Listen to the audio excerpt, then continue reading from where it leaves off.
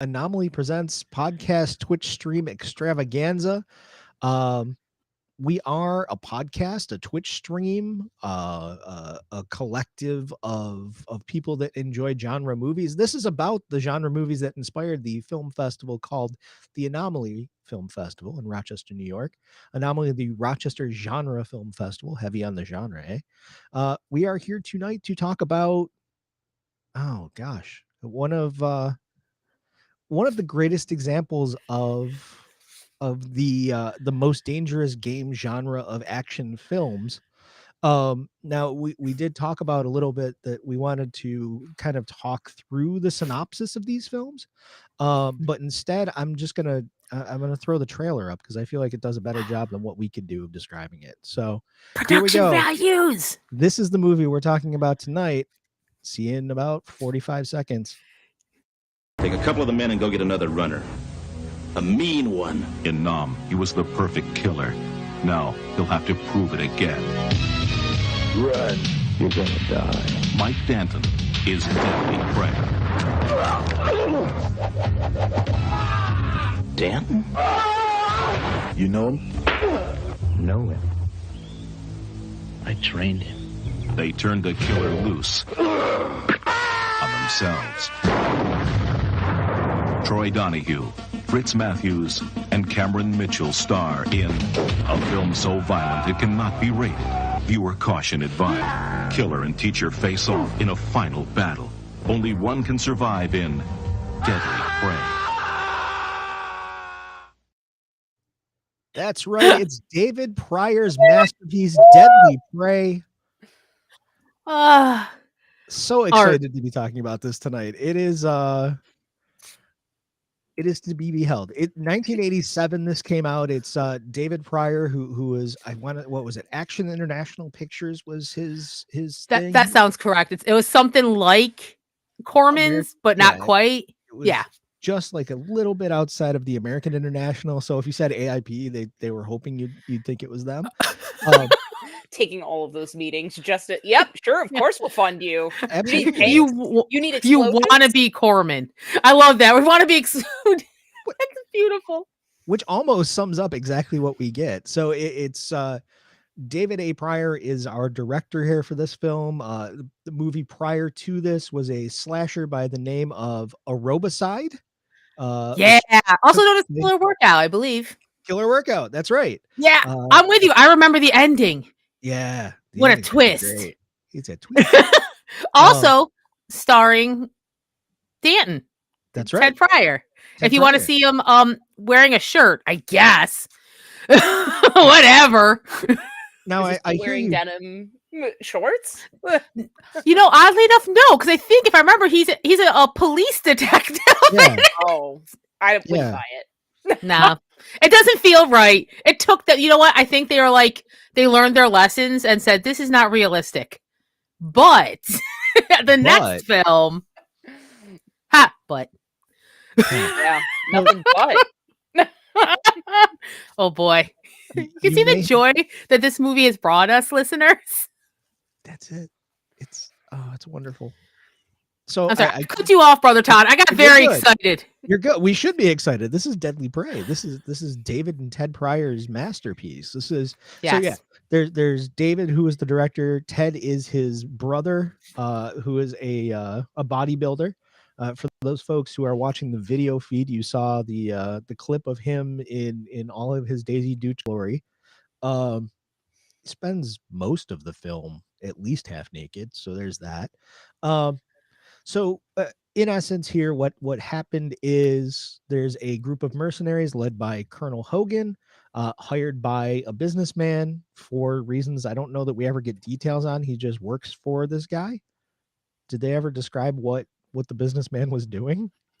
I think just general mercenary-ing. Yeah, there was no evilness. Yeah, just sounds about right. Profit. Yeah. Just and then at some point, profit. Yeah. You paint the picture at home of what you think he was doing, I guess. Yeah. It's up to you. Basically, what ends up happening is he's got a group of mercenaries, and to train, they go out into the wild go kidnap a civilian, let them loose in the woods, and then the mercenaries have to chase them through the woods and hunt them down and kill them. They messed up though, because they went and kidnapped Mike Danton when he was going outside to take out the garbage in his white t-shirt and shorty shorts. Yeah. As you do. As one does. Yeah. That's how I'm going to take my trash after we're done here. That's awesome. KP, please be careful. Yeah. Please. Yeah. Be careful. Don't. If there's a black van that rolls on. So you're already in a better shape. You're good. Cab directions, fuck off. Perfect.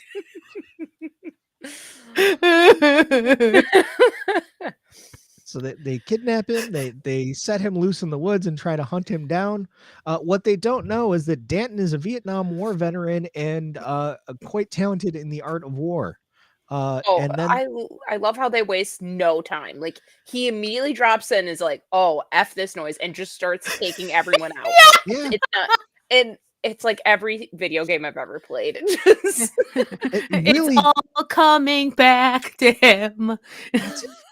It's amazing because it starts out and it is like any video game where it's like one of those survival games, like a Assassin's Creed kind of like. Just he's stealth killing all of the mercs. I love is at no point does he go, I wonder if any of these boots fit or these shirts. I literally wrote that down. He could have clothes, but that's not what this is. He knows how he works best. His toes have to dig into the dirt. His chest kissed by the wind. Proto John McClane situation we've got going on here. And then what I love is like everybody knows each other. So not only does it turn out Colonel Hogan recognizes his style and he's like, I know who did this. Mike Danton. I trained him. But also one of these mercenaries on his first day. So this is a lot. They're actively recruiting. Turns out that he and Danton knew each other in Nam. I'm like, oh my God. So everybody knows each other in this bit of woods, which I love. I'm like, nah, movie. Don't even try to explain it. It's just a small world in the mercenary world, I guess. That moment, one of the best meet cutes in film history, by the way. Oh, I was in there and I wrote down the note. I hope that they get to work together. And then like they had just parted ways. Yeah. Only for them to come back together. Yeah. Crossed. But meet cute. Salvador, meet cute. Bravo. 2 meatheads. Well, excellent. Aw. Yeah, it was like bros doing bro stuff. Yeah, murdering the bad guys. Yeah. Listen, I took a job. It's just like a little bit of murder for money. You know how I am. How do you describe it? I wasn't good at taking out the trash or some nonsense. No, he said he wasn't good at pumping gas. Pumping gas, thank you. That was his So the only other thing I could do was kill for money. Which I can't imagine he was that great because he's farsighted as a mother because like he stands about 12 feet away and doesn't recognize the guy. And then as soon as he runs up on him to stab him, he's like, Mike Danton? Yeah. Oh, fantastic. He didn't recognize his style. No. Whereas Hogan didn't even have to see him in action. Hogan didn't even have to see it. Yeah. I love it. This is my style. Amazing. Oh God. So it's like perfect deliveries. Yeah. Like I like that they're like trying to bake in a history just by a couple lines. It's instead great, of like just tell it. Don't show us. Tell us. There's no fat as they say. Movie. No, there's it just none. does it. It just goes like it for all intents and purposes. The first 35 minutes are like the last 30 minutes of a slasher movie. Yeah.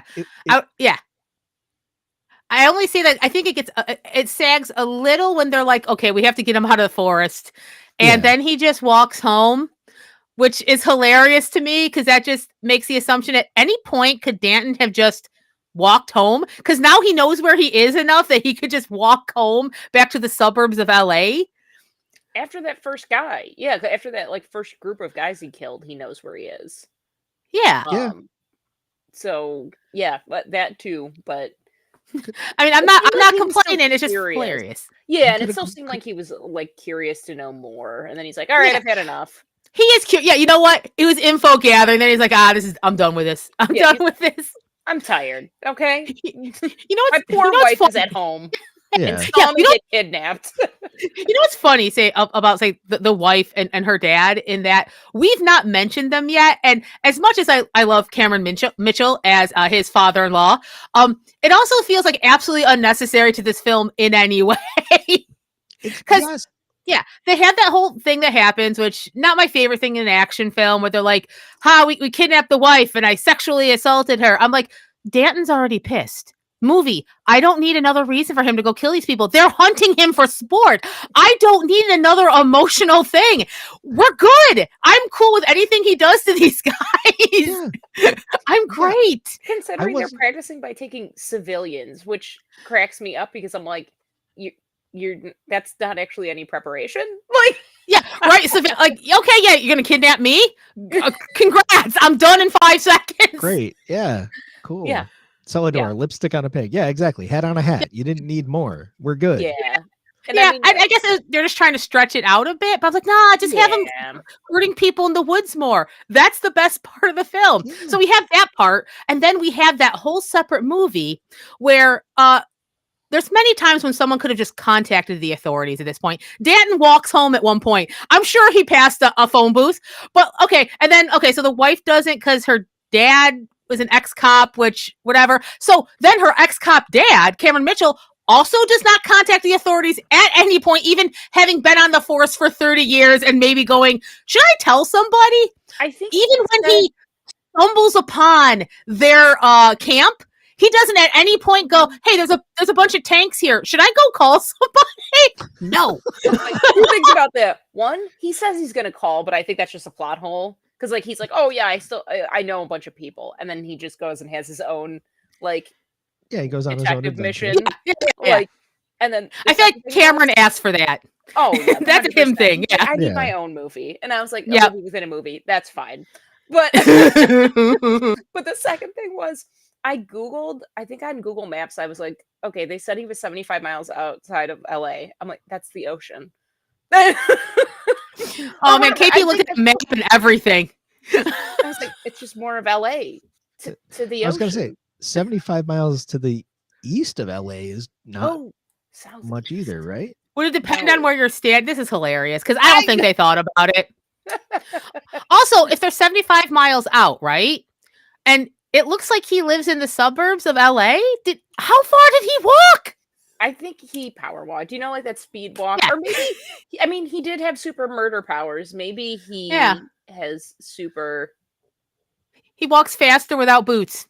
Yes, exactly. He could have teleported. Who knows? Maybe he's an X-Men. Well, with Danton, I believe that Omega level mutant all the way. 100%. He's a 100%. He's a speedster. Yeah. 75 miles put you in Santa Clarita or San Bernardino. Okay, yeah, I was like, wait a second.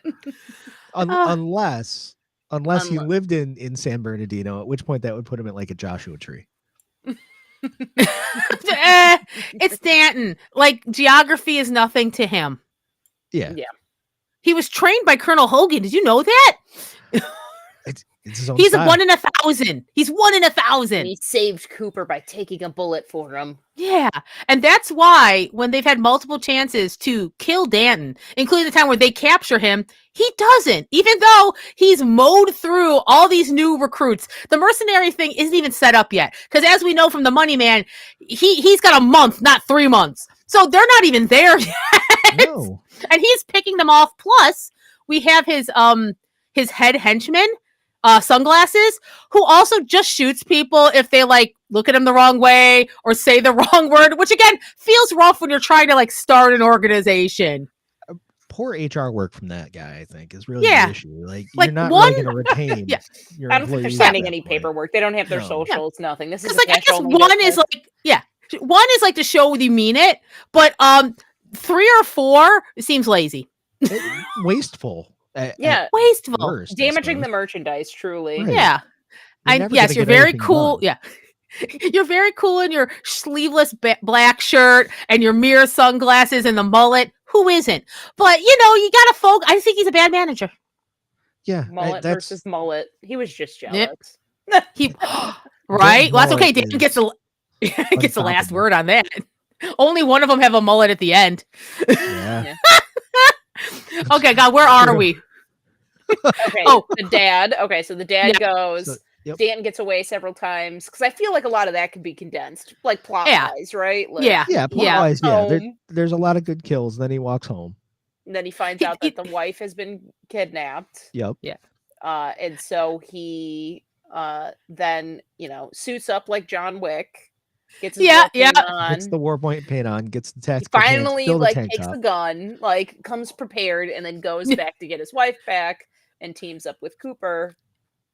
And then Da-na-na. Yeah. Oh, wait. Oh, and that's the grenade death. Yes. The grenade death happens around that time. Love that. Puts a grenade just right down a guy's pants, and all that's left is his shoes. Yeah. So good. So good. Oh, wait, though we have to remember. So the reason we don't talk about Cameron Mitchell anymore is he has his big scene, which, wow, what a clever setup this is. Now, I don't know how he knows where the money guy is or how he found the camp. We never know. He got 3 letters or numbers off a license plate from his daughter, and it leads him here right outside. So he has a clever plan. This is the phone call he made to the police. He parks his car. And then he lays on the ground expecting this horrible billionaire to have a moment of humanity to stop and look at this guy. And then he doesn't spring up. He gets up slowly with a gun and he gives his monologue. All I could think was that meme. Call the ambulance, but not for me. Oh, God.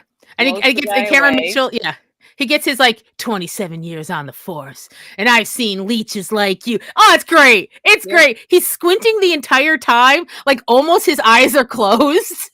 I don't understand why. Maybe the intensity. It's the alternate universe Dirty Harry. Yeah, and you're like, oh, he's going to bring this guy to justice. He just shoots him. And then he shoots the guy. Just gut shots the dude. It doesn't matter if the guy knows stuff or maybe if he brought him in, he could explore. Nope, just kills him.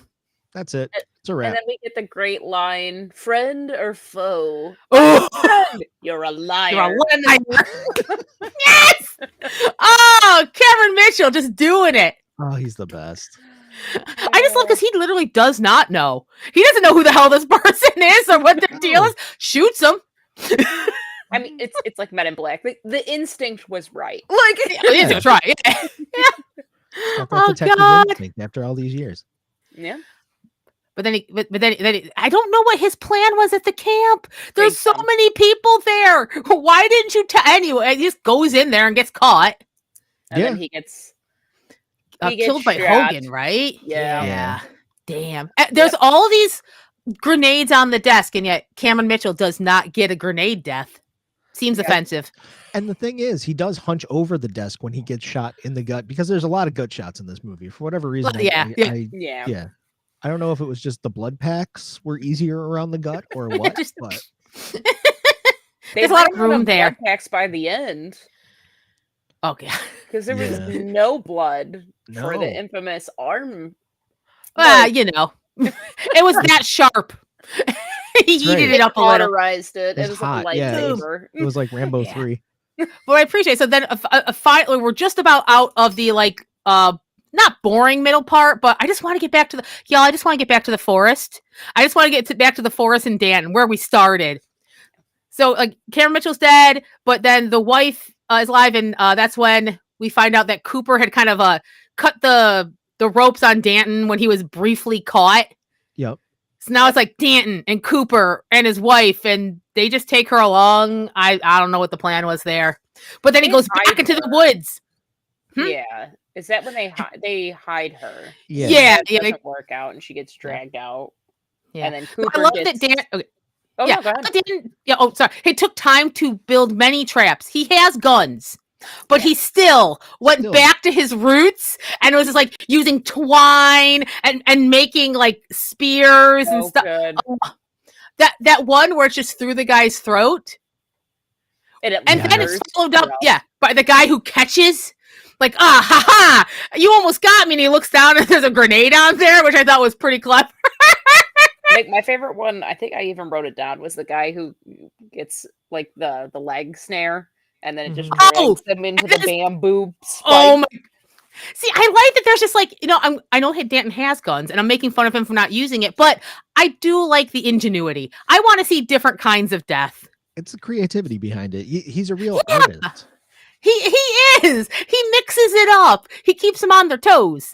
Right. It's much more clever than the guns, because anytime where it is just the guns, I distinctly remember, I think there's a part where it's like, I think it's Danton and the guys and Cooper, and they're just like zigzagging, but like slowly, and then it's like stop, and then shoot, and then like, and I get it, right? You're doing the best you can, no problem. But the traps and the barehanded and the stealth stuff is all much more interesting than just blindly shooting and then the gut shot. So that's right. That's why Danton is a special soldier, because he has creativity, imagination. That's what Hogan needed to teach all the mercenaries. Imagination. See, and this is why Bob Ross did what he did when he left the service. That's right, exactly. He wanted to make snares in the woods, but the authorities frowned upon it. Had to be a creative output. Yeah. Then we have so here's the thing, right? Okay, so when we have the whole assault storyline, right? Again, as not needed, but I thought, okay, but we're leading to something, right? Oh, the wife will kill Hogan. Maybe something Danton taught her. And then we'll have a triumphant ending. But no, is it? Well, first, right? She gets got by Mr. Sunglasses. Yep. And then dragged out. Separately, right? And then is that? Yeah. Then he gives her to Hogan. I found her. Ha ha ha. And Cooper manages to shoot Hogan in the arm. Yep. And take her, but he doesn't kill Hogan because of course not. Because reasons. Why not? Because why? And so then he gets killed by Sunglasses. Yep. Who was hiding, right? Yeah. Yep. And then so Sunglasses has the wife again, and instead of Hogan, who was using her as a lure, which I guess makes sense, right? Instead, Sunglasses just pushes her down and shoots her for that was wild. That was we had no connection. Yeah. But it did lead to the most legendary part of this movie. Well, I mean, listen, okay, so I've complained about this, but I can't be told. I'm sure there was another way to this, but it is the best kill in the movie. Should we go to the tape? Oh my God, yes. Bean footage. Roll that bean footage.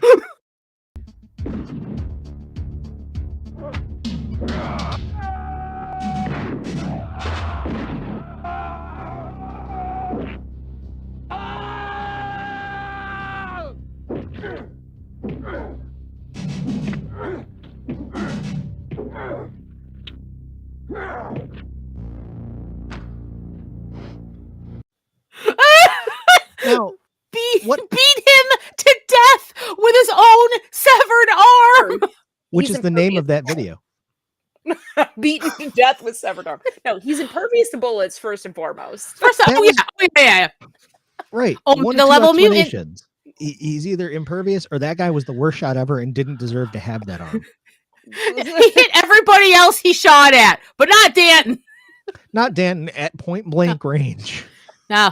Well, he wasn't on the ground already, I guess. It's true. But Mike, I appreciate a movie I don't want to say it was trying to be realistic, but it was definitely going for a First Blood Rambo feel, right? Yeah. So the fact that they put in the ending where this guy gets beaten to death by his own arm, thank you. Thank you for not going, oh, wait, this is ridiculous. It's a gift that this happened.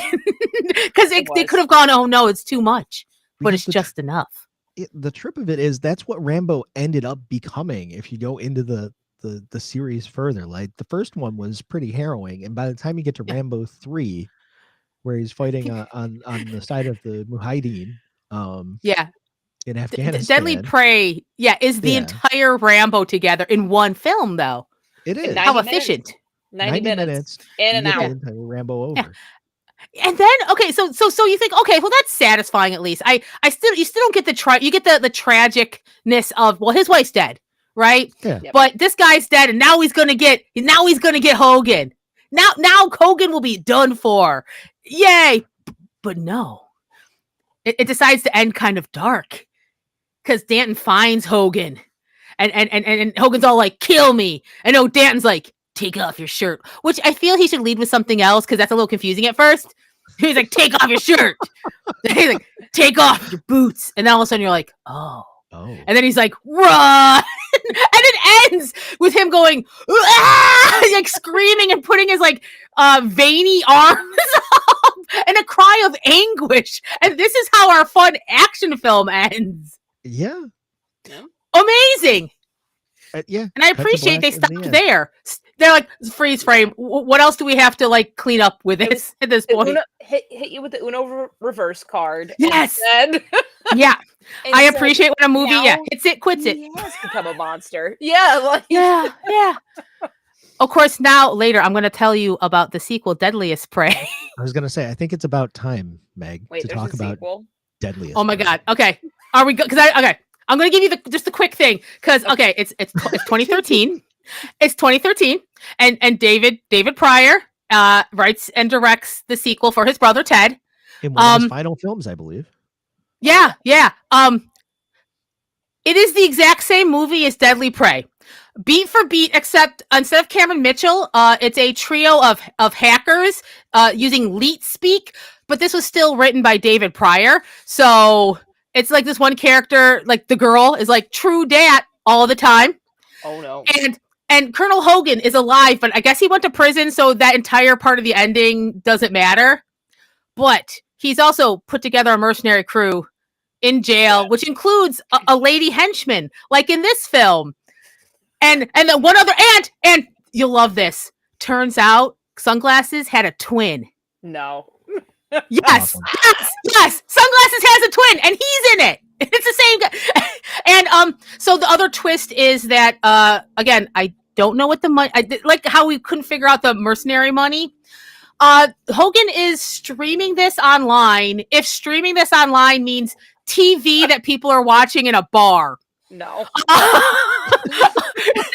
So they're hunting Danton online, but I don't think it's from. I don't know. So everything's saying they captured Danton. The lady henchman shows up at his house and he slaps her and kills her. The nerds, the hackers get killed. Not quite. Well, they still get shot. Not quite like Cameron Mitchell. And the best echo. He meets Sunglasses' brother, and he cuts off his arm, and he beats him to death with his own arm. Does he also have like a Cooper that comes back, or is it like this is a solo mission this time? Not really, because they do. You know what? And this is interesting because I almost like they're trying to fix the ending. So we don't really get a Cooper, but what we do get is this: he remarried and had a son. So when it looks like, oh no, Danton, this is it, it's over, Dan's gonna get shot. All of a sudden, somebody else shoots. Was it Hogan? Yeah. And it turns out it's his son, who's maybe 10, probably not as old as 10, because the mother's about to get killed. So like they're both about to be dead, and then the son puts a gun and then does that whole like world weary soldier nod to his dad, like, yeah, this kid is not even 10. And then so that's the movie. And at the very end, you go back to the ridge, right, where there's a sunset. And now it's Danton and his son. And they both do the like gun up to the sky silhouette pause. And then it says under it, the beginning. So, I guess it's more of a positive ending. But it's also the same film. Okay. Thank you. That's my recitation of Deadliest Prey, 2013. David Pryor, written and directed, starring Ted Pryor. And the Sunglasses guy. It's not Troy Donahue for Hogan. It's some guy who looks like him. They got his doppelganger. Yeah. Anyway, is everything about 50% slower in this film? Yes. They're doing their best. Ted Pryor obviously still works out, but he's also in his 50s, 60s. So give him some time, please. And after how many decades of steroids, probably? He does look a little less vascular. Yeah. He does look a little like maybe he is stepping it down a little. Yeah, he was probably 58 at the time because I want to say he's like 63, 64. Yeah. Now. So anyway, yeah, Deadliest Prey. If you like Deadly Prey, watch that movie again. Yeah, I it sounds like it. You got it right the first time. Like, yeah, it looks like they were having fun. They were surprised that this was such a B movie hit, so they were just kind of giving people what they wanted. Yeah, because I think it's popped up on everybody's like cult movie list. It's one of the classics. I think Red Letter Media maybe did an episode with that in Miami. Oh, they've done both films. Yeah, that tracks. But yep, I mean, it's genuinely for what it is. It's a lot of fun. Oh, Deadly Prey, absolutely. Yeah, hells yeah. It's a perfect Friday night sit back and watch kind of movie. I mean, that first 20-minute, like when he picks that guy up and he's got him perpendicular to himself and just breaks his back across the tree. Yeah. Like Jason Voorhees. Yeah. Thank you for reminding me about that because I forgot. That is honestly when I say like the first 20 minutes is just like the greatest hits of the Friday the 13th movies. He cracks him across the back. The other guy he stabs through the throat. Yeah. There's the one where he's buried in the ground. And then he comes out and goes, ah! He goes, all the yelling. So much yelling. Or just that one time where there's just these rocks on the top of like a ridge that don't look like they belong there. And he just pushes the rocks on them. For good reason, they don't. They don't. And that's that. They're styrofoam, but it's okay. Fine. It's fine. Oh, yeah. It's Mike Danton style. I think that explains the film. Is like sometimes it's ridiculous and silly, but you're already there. Like the movie gets you there. Like if you're on board for that first 20 minutes, just enjoy the ride. Yeah. So we've kind of talked around a bunch of these movies. There's like like I said at the top, the most dangerous game. You pick the wrong dude to hunt down. Oh yeah. That subgenre of most dangerous game is wrong dude. So, yes, of course. I think that's really what we should call this, the wrong dude. Oops. Do your research. Get a dossier on these people. Don't just pull anybody, But if you like these, there's a bunch of them. We did Hard Target. We did an episode for that. Imagine picking Jean-Claude Van Damme as the guy you hunt for sport. Even if you're Lance Henriksen, bad move. And while you don't get denim cutoffs, you do get a denim. I think he was wearing like a Canadian tuxedo, basically. Yeah, absolutely. And you get super mullet powers. So oh my god, the crunchiest mullet, like ramen. Painted on jegging jeans. Like it's the whole. Oh yeah. Well, John Woo directed it. I'm remembering correctly, right? So correct, if you want like a fun version of that, absolutely Hard Target. I have another. I like Surviving the Game, which is Ernest Dickerson, who did Demon Knight and Bones, and also like Spike Lee's cinematographer, which is super interesting. Also, this is the Death one by with Temptation, one of the all-time greatest movies. Yes. Dude, this is funny because so this is him in daylight because I love his like neon noir cinematography. This is daylight. It's Ice-T is the wrong dude. Right? And Rutger Hauer is like the guy who's leading this entire. Check out this cast: Charles S. Dutton, John C. McGinley, Gary Busey, and F. Murray Abraham. Those are all the dudes hunting Ice-T. And it's just like that. I like this movie because we spend a lot of time with the hunters, and they're all like, "Why would you do this?" Right? So each one has their own thing. Like one guy, his daughter was killed, so he has something against homeless folks, and that's who they assume Ice-T is. And one guy who is it? I forget. It's F. Murray Abraham who has a son, and he just wants his son to be tougher. And then Rutger Hauer is just a psychopath. So, and it's just a perfect another game of like, He circles back to the house they were in and burns it down as like his first thing. Just comes in hot. So yeah. And so at the end you get like Rutger Hauer and Ice-T, and it's some fun. It's fun. It's solid. It's just again, if you like wrong dude movies, Another wrong dude movie is maybe my favorite John Leguizamo movie, The Pest, which is I've also not Most Deadly seen Escape. that. I've not seen that, but I remember going, so a comedic version of it? Yep. Because how does that play? It's basically John Leguizamo as Jerry Lewis as Ice-T in Surviving the Game. Okay, maybe this goes up my list a little. He said, "Let me bump that up." Yeah, the first 6 minutes of that movie is one of the most insane things I've ever seen in my life. He's doing like a weird rap song in the shower, and it only gets wilder from there. So I highly recommend The Pest if you're looking for something a little goofier in the it's such a most dangerous game genre. Yeah, it's such a rich subgenre. Yeah, it's something for everybody. Yeah, as long as you like seeing dudes hunted by other dudes. Yeah. The one that came to my mind after Hard Target was The Prey from 2018. It's that Cambodian low budget. Did we see that? We did as a group, and that we saw it together. It was like the low budget Cambodian action film, and it was the cop gets taken out to this like middle of nowhere prison, and he has to pretend he's one of the prisoners, and the warden is like hunting them and kind of sends them out. So, and it was like the cool smoking dude. Exactly. Yep. I think his name was like Sweet Tea or something like that. And I just so I was just talking about that when I was telling them like this, they're like, what we're doing for this episode, and they just had like, did we see this movie? And I was like, it took me. I'm like, oh, smoking guy, yes, smoking guy, yes. That's the one that came to my mind, and it's more current. Yeah, I love you. Shout out to Solar for letting it needs a revival. And I was like, and apparently, I think The Prey is on Tubi. Shout out to Tubi, who also had which we did not mention that. Yeah.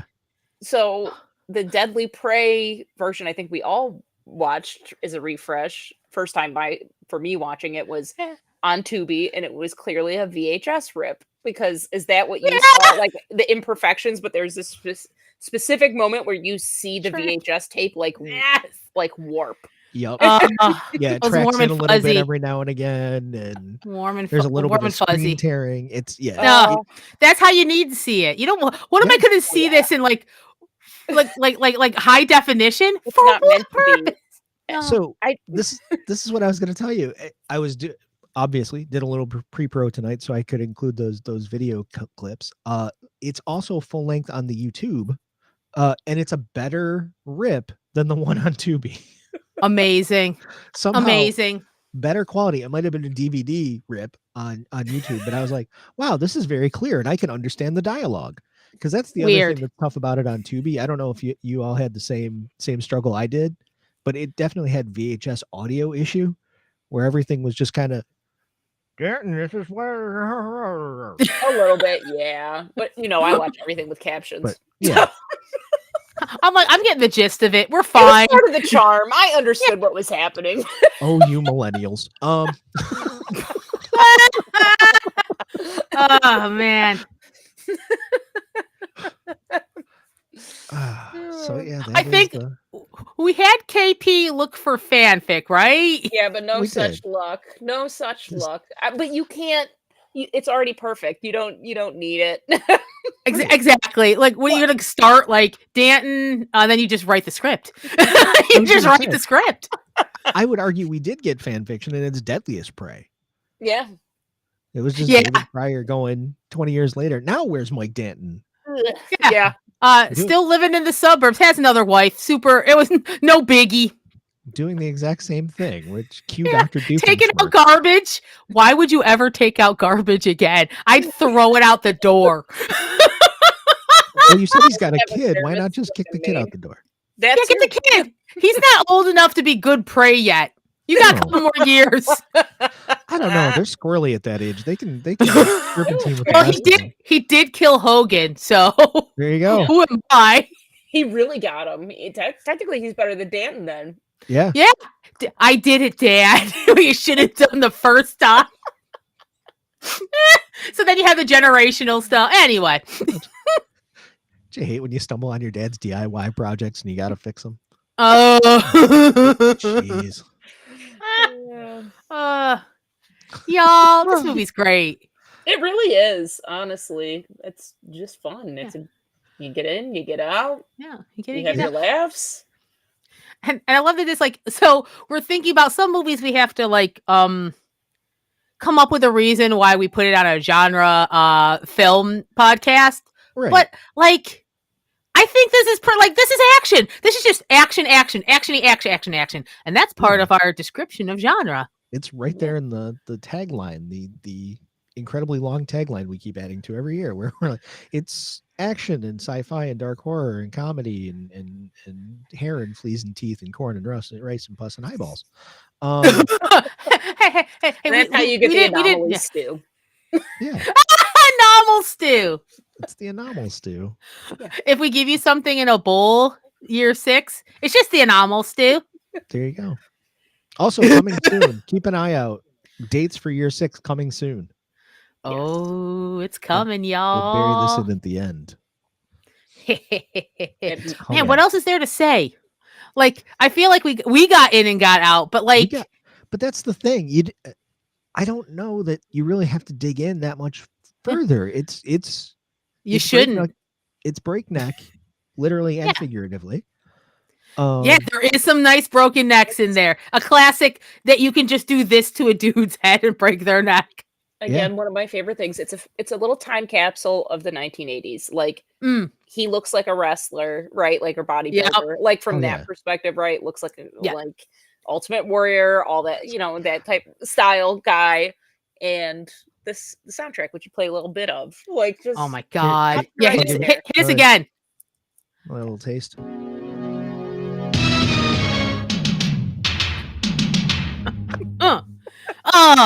So that little sting. World after hearing that. That's the thing. So that sting comes up for the very first time when they pan up from his feet, and then you see the Daisy Dukes and him shirtless, and like he's ready to take on the world. But then every time he appears to kill someone, it's and then didn't they play like very soft music for when he like eats the worm weird? Oh my god, we talk about that. Why did we leave that out? Thank you for again the movie For No Reason. He's been gone less than a day. He's hungry. He's been doing a lot of killing. That works up a big appetite. High impact. It's we a don't even know. Hunger. Did he get breakfast that morning, or was he taking out the trash and then was going to eat? That was it. He was taking out the trash. There was the ancient Mr. Coffee. Did you see the Mr. Coffee on the counter? That was amazing. The coffee machine I think my parents had, where it was like everything was square, including the pot.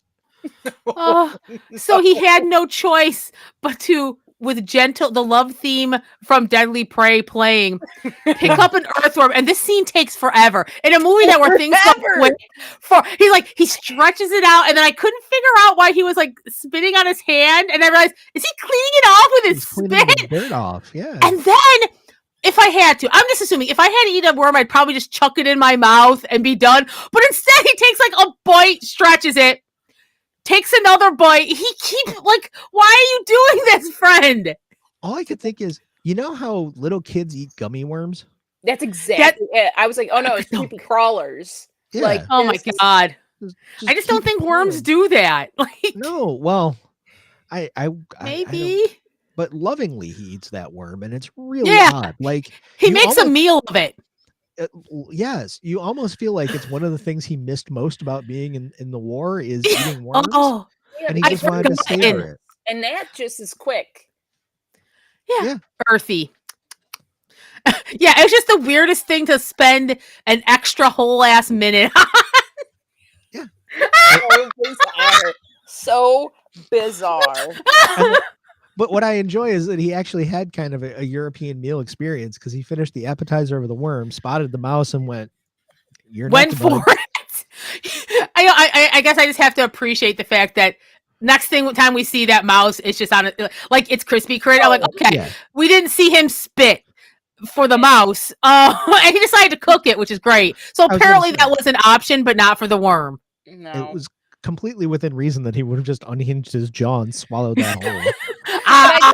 I love that the folks that are out there that find him are just Oh like, God, what some city freak weirdo. And then it's like, those city folk will eat anything. All right. Oh, I forgot about the two yokels who are just living their country life. Yep. Just stumbling upon. Why would you think you'd stumble upon a dude being hunted by mercenaries? Yeah. Yep. And stumbled upon all of them, all like within 5 minutes. The entire thing.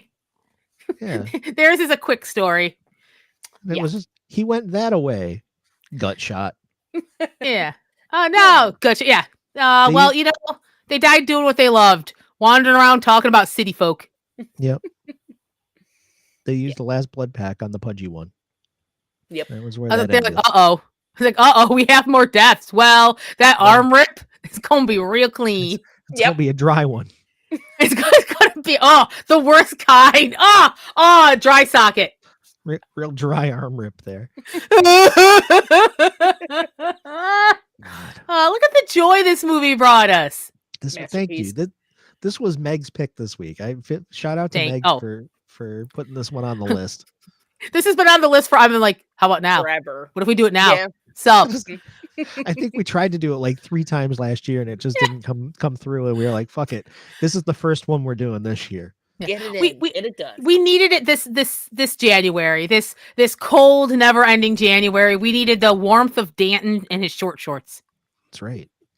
Yeah. So we're in the midst of action month, right? Is our next one, we're going to the well for Andy Sedaris, if I remember right. Yep. Heck yeah. Have we decided which Andy Sedaris? Is it going to be? Yes. According to the podcast notes, yes. So the next one is Savage Beach. If you want to get ahead of us for next episode, if you want to watch it before we do, I think that might be a thing we start doing. Is if we know what the next one is, we'll tease it a little bit. We can't guarantee we'll always know what it is, but if we know, you'll know. If we know, you'll know, and it happens to not be the next one, you'll have watched it and you'll be familiar with it by the time that episode comes out. Yeah, next year. Everyone kicks a goal. We're professionals. Right. Yeah, it's a good thing we didn't tease Deadly Prey last year, because holy shit, we did a whole year. We did a whole festival. Well, we lived in people's head. Like it does. I'm assuming once you see it, it lived in your head. Like for me. Yeah. Oh yeah. It's Pringles. Once you pop, you can't stop. You'll come back to this. You'll come back. Back to the forest. Even if you walk all the way home, you'll find your way back to the forest. You hitch a ride in your Daisy Dukes. That's right. That had to have happened. It's got to be easy to pick up. Hey, sup? Like, oh, absolutely. I don't know what's going on, but I want to be a part of it. Get in.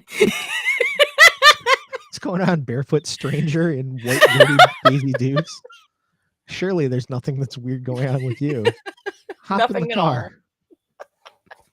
I like that there's so much of this film you can just fill in yourself. Oh yeah. It's not on purpose, but for me it is. It's like the Mad Libs of action films. Yeah. And then what? He called the police, or he didn't call the police, and he laid on the ground. And he shot the billionaire. What else do you need to know? Do you know he was the billionaire? Maybe. He was wearing a suit. He was wearing a suit. He was the Clearly, billionaire. no good. He just does that regularly, and that was just a fluke. Like it's oh my god, he did that. He's bored and retired, so that's his new thing. We missed the 10 first times he did this before this guy. There's just little do we know that they're looking for in LA County. They're looking for a serial killer. That's how he kills billionaires. That's how he gets dates. Yeah. Yeah. It works the same way. Just lays down on the road. Just lays down on the road. This one's wearing a tie. He looks rich. Yeah. That's how you know he's a bad guy. Some are for killing. Yeah. That's how you know he's a bad guy. Because Cameron Mitchell, I think, is wearing the suit, but he's got the shirt open, right? Yeah, and he's got the short sleeves, I think. So, that's not full business. No. It's one of those button-down 80s leisure shirts. Yeah. He's retired, but you can tell he absolutely was a cop. Yeah. That shirt. He's got the forearms of a cop. The 4 arms of a cop.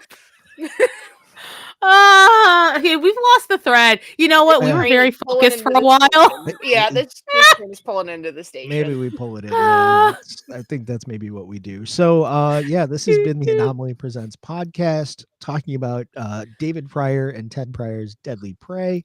We do a film festival. It's Rochester, New York's favorite genre film festival. It's Anomaly. We're coming back in November at the Little Theater in Rochester, New York, along with potentially other venues.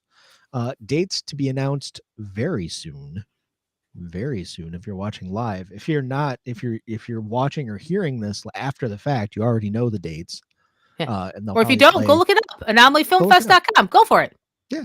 And also they'll play at the end of this if you're downloading it, because I'm just going to stick something in on the end because, high-tech shit. Technology. That's right. I'm going to hire those hackers from Deadliest Prey. Oh, well, no, they died. God damn it. Yeah, they were killed. It was so sad.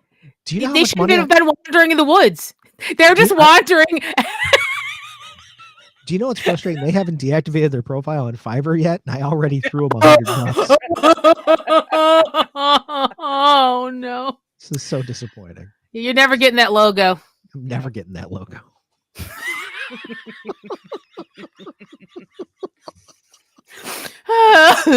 Oh, Jesus. So, yeah, this has been the Anomaly Presents podcast, part of the Lunchador Network. There's a bunch of Lunchador shows you can check out. Lunchador.org for more detail on that. Please do, if you haven't already, rate, review, and subscribe this podcast at Anomaly Presents in your favorite podcast delivery device, whatever that may be. And remember, Anomaly loves you. We will see you next time.